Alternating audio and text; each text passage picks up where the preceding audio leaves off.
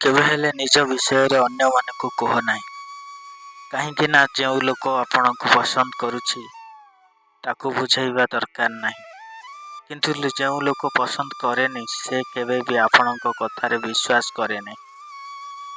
ଜୀବନ ହେଉଛି ଏକ ଅଜଣା ପୁସ୍ତକ ଭଳି। ଆଗାମୀ ପୃଷ୍ଠାରେ କ'ଣ ଲେଖା ଅଛି କାହାକୁ ଜଣା ନାହିଁ।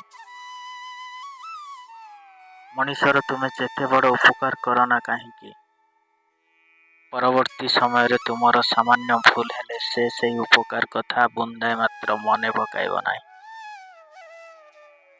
ସବୁ ଜିନିଷର ମୂଲ୍ୟ କିଣିବା ପୂର୍ବରୁ ଜଣାପଡ଼େ, କିନ୍ତୁ ମଣିଷର ମୂଲ୍ୟ ତାକୁ ହରେଇଲା ପରେ ମନେ ହିଁ ପଡ଼େ।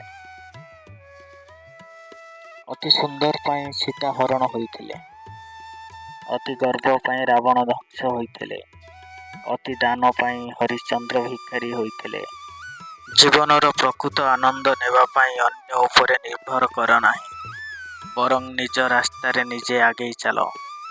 ମଣିଷ ସଂସାରରୁ ଚାଲିଯିବା ପରେ ସମାଜ ତା ନାମକୁ ଭୁଲି ଯାଇପାରେ, କିନ୍ତୁ ତା କର୍ମକୁ ଭୁଲେ ନାହିଁ। ଜୀବନରେ ସବୁବେଳେ ଏମିତି କର୍ମ କରନ୍ତୁ ଆପଣ ଜୀବିତ ଥିଲାବେଳେ ସଭିଏଁ ଆପଣଙ୍କୁ ଭଲ ପାଇବେ।